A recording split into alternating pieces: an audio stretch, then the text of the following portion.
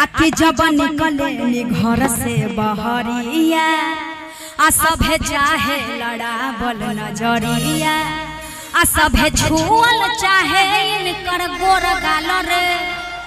अरे की गोर गाल रे मुलायम भी है, आप लोग महसूस कर सकते हैं। हम छू रहे हैं, महसूस कीजिए, बहुत मुलायम है।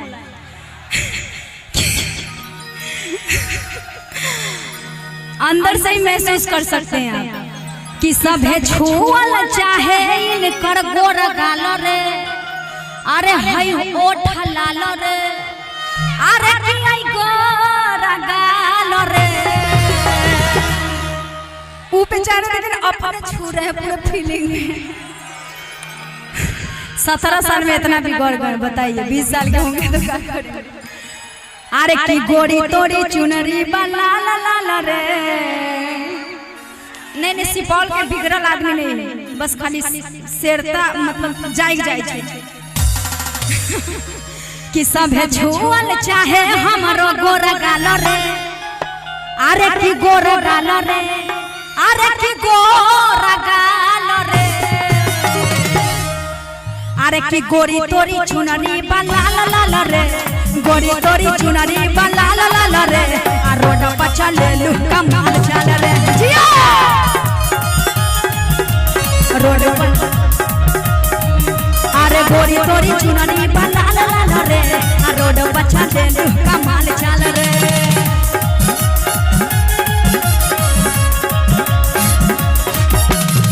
कि जब निकले ने घर से बहरिया सभे छुअल चाहे घर से बहरिया। अरे सभे लड़ावल नजरिया, सभे छुअल चाहे हमरो गोर गाल रे, गोर गाल रे। अरे गोर गाल रे। अरे गोरी तोरी चुनरी बला ला ला रे, गोरी तोरी चुनरी बला ला ला रे। आ रोड पर चले लू कमाल चल रे जिया।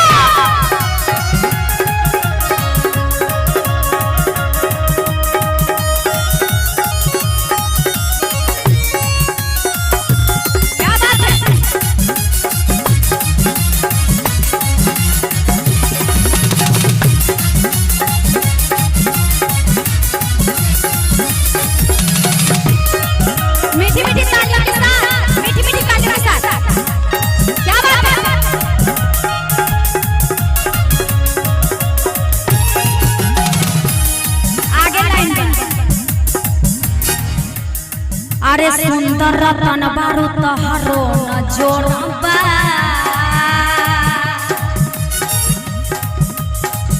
अरे सुंदर रतन बारू तहरो न जोड़बा। कहे विशाल तुबे माल तबे जोड़बा, हम माल तबे जोड़बा, हम माल तबे जोड़बा।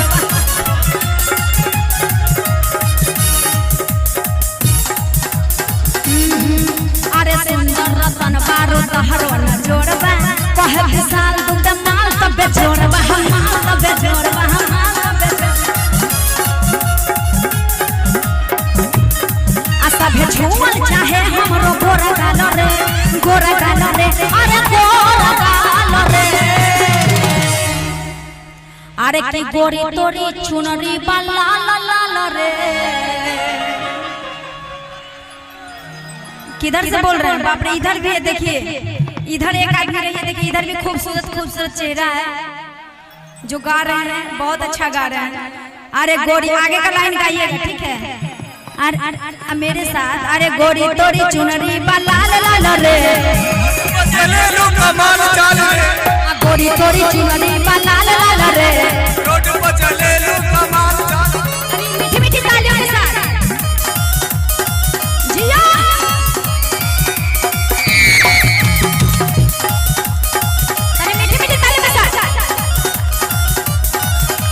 गोरी तोरी चुनरी बला ला ला रे। आ रोड पर चले लू कमाल चल रे जिया।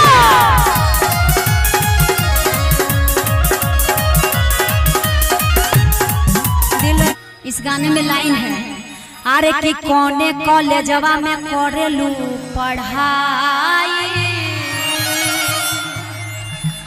कहाँ 17 साल के लड़का कहाँ चल गए? चल गए बार बार चल। अहू तो उनके जोड़ीदार में लाग रहा। अहाँ कई क्लास में पढ़ी छी? 2 में 12 में वाह हम सोचे कि 17 बार मतलब 16 बार शायद 2 क्लास में फेल होते होते अभी 2 क्लास में। अरे कि कोने कॉलेजवा में पढ़ेलू पढ़ाई आ सुपौल के लइका में होला लड़ाई लड़ाई नहीं करे के खाली ताली बजावेला है ना तो प्रोग्राम बंद हो जाए। तनी हाथ उठा के सब लोग मीठी मीठी तालियों के साथ। अरे कोने कॉलेजवा में पढ़ेलू पढ़ाई लइका लइका में होला लड़ाई होला लड़ाई।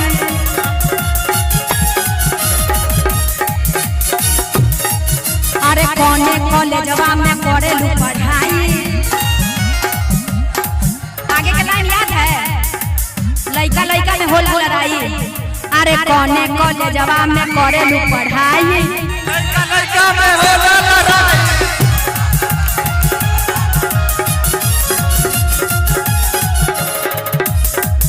अरे कोने कॉलेजवा में पढ़ेलू पढ़ाई लइका लइका